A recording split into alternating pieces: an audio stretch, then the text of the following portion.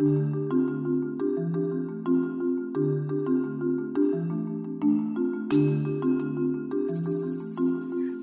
et bienvenue sur ma chaîne Wassi Magique, ici Wassima. Vous pouvez me retrouver sur coachingblanc.com.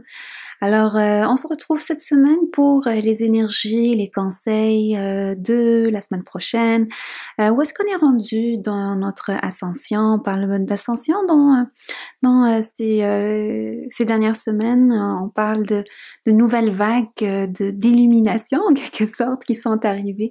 Alors, plusieurs personnes, tout à coup, prennent conscience de tout ce qui les entoure, de leur connexion à tout ce qui vit.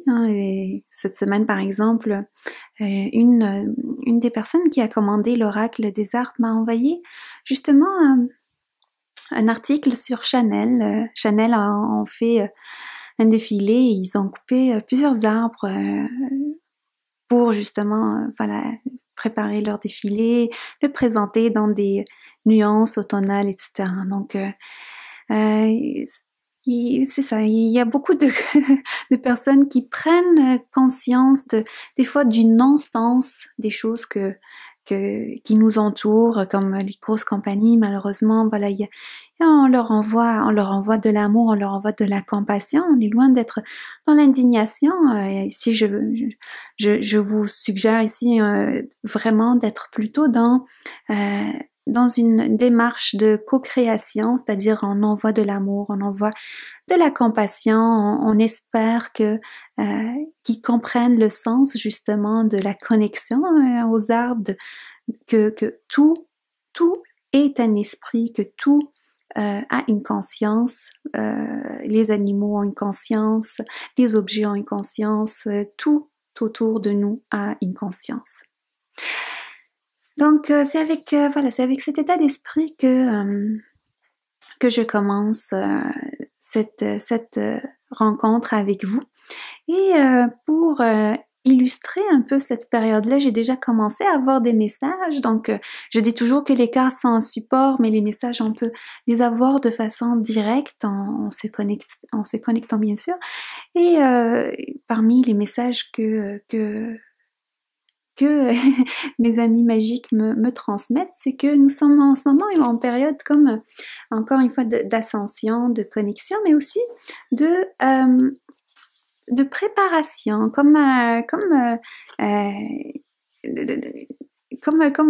bébé qui qui a besoin en quelque sorte de 9 mois pour venir sur Terre. Donc, en ce moment, on est dans cette période-là, en quelque sorte, une période de préparation, de culmination, où l'énergie commence tranquillement à prendre forme. Et donc, par exemple, ça peut se manifester sur le plan professionnel sous forme d'idées, de projets qui commencent à naître, mais pas encore prêts. Donc, ils ont besoin d'être plutôt mûris, réfléchis, partagés avec des personnes pour un brainstorming. Au niveau relationnel, ça peut être un transfert de niveau, c'est-à-dire que la relation va à un autre niveau de profondeur, de compréhension, de partage. Ça peut peut-être être aussi une forme de séparation. Donc, il y a plusieurs cercles d'amitié en ce moment qui se défont et qui se reforment, justement pour montrer ce changement-là énergétique sur le plan physique. Ça peut être aussi au niveau physique, on parle au plan physique, donc corporel. Peut-être que certaines maladies vont peut-être se manifester pour certaines personnes durant cette période-là pour les amener au bout d'une compréhension, d'une expérience. Pour d'autres personnes, c'est peut-être la fin justement d'un cycle de souffrance.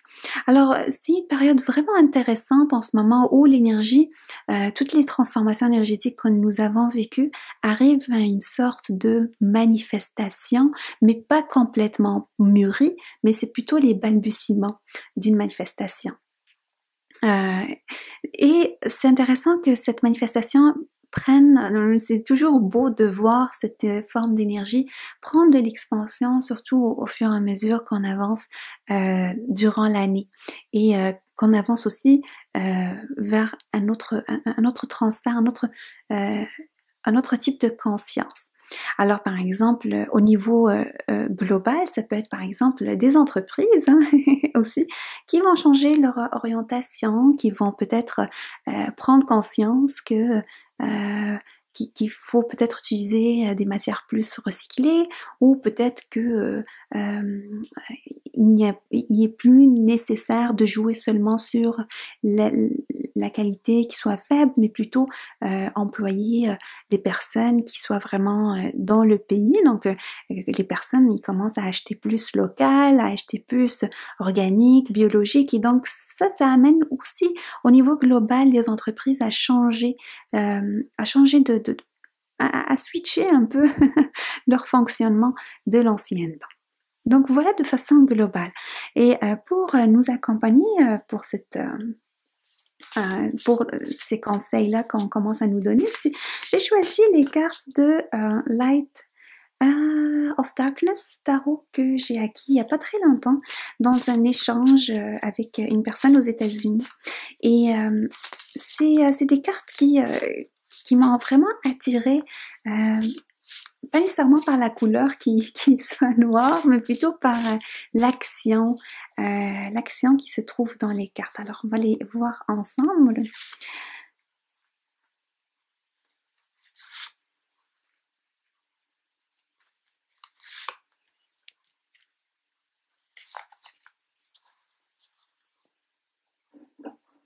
Prenez votre temps, toujours en vous centrant, en choisissant votre carte. Ce qui me vient aussi, c'est que à travers les tirages qu'on fait, les messages que vous recevez, il est important de ne pas être dans le côté consumérisme. C'est-à-dire que les messages sont pertinents tant et pourtant que ça fait sens pour vous et que vous pouvez en faire quelque chose.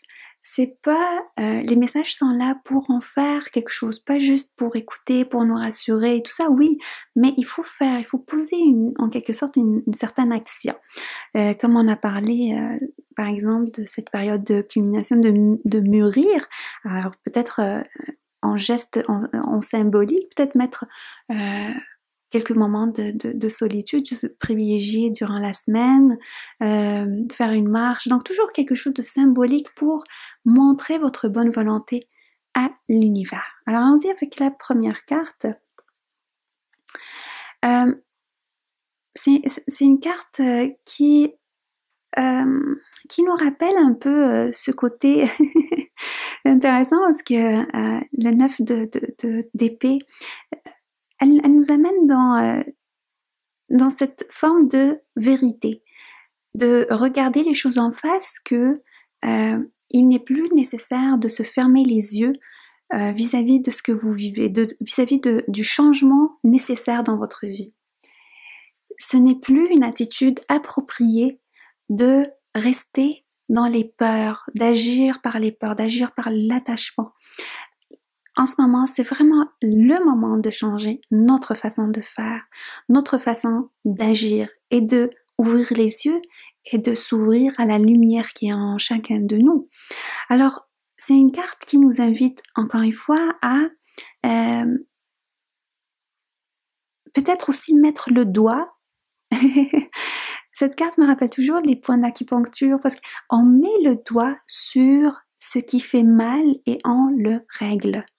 On va pas comme juste mettre le couteau dans la plaie puis le tourner à l'infini. C'est le moment de régler les choses. C'est le moment d'affronter. C'est le moment de en finir avec les prisons que nous nous sommes mis autour de nous.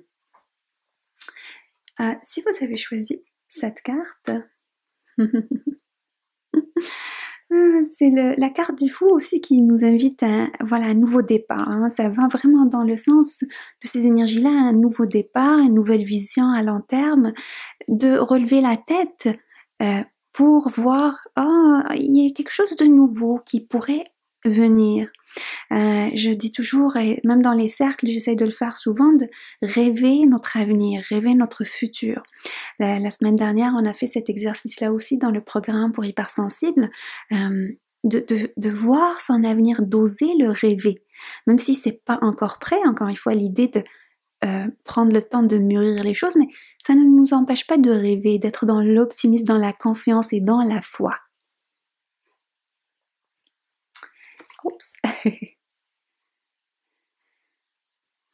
Dans la foi et dans la vérité. Encore une fois, ce mot-là qui vient avec le 5 d'épée, qui aussi nous invite pas juste à une confrontation dans l'ego, et pas juste comme une réussite momentanée, mais plutôt viser le long terme. C'est quelque chose qui nous dit que même si vous croyez avoir fait le travail nécessaire, osez aller plus loin dans votre démarche. Encore une fois, ne prenez pas juste le message, mais faites-en quelque chose. Alors, mettons ensemble en ce moment l'intention de faire une action. Alors, ce serait quoi votre action par rapport à cette semaine, selon les énergies que je vous partage? Qu'est-ce qui pourrait être fait cette semaine concrètement? Est-ce que ça peut être prendre rendez-vous si nous avons une maladie depuis très longtemps? Est-ce que ça peut être prendre du temps pour rêver mon avenir? Voir est-ce que je n'espère plus? Est-ce que je me laisse couler dans le désespoir en quelque sorte ou dans la routine? Est-ce que je me laisse berner encore une fois par mon ego, toujours en croyant que j'avance? Et donc, qu'est-ce que vous pouvez faire concrètement pour les prochains jours?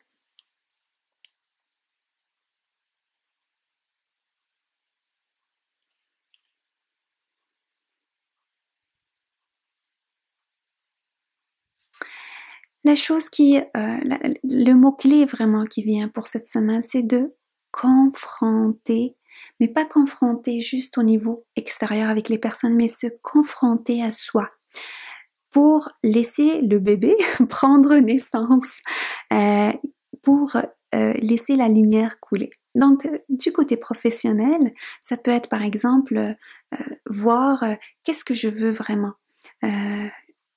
J'ai postulé pour un emploi, j'ai eu la réponse, mais est-ce que c'est vraiment ça que j'ai envie de faire? C'est vraiment d'oser. Osez vous poser les questions.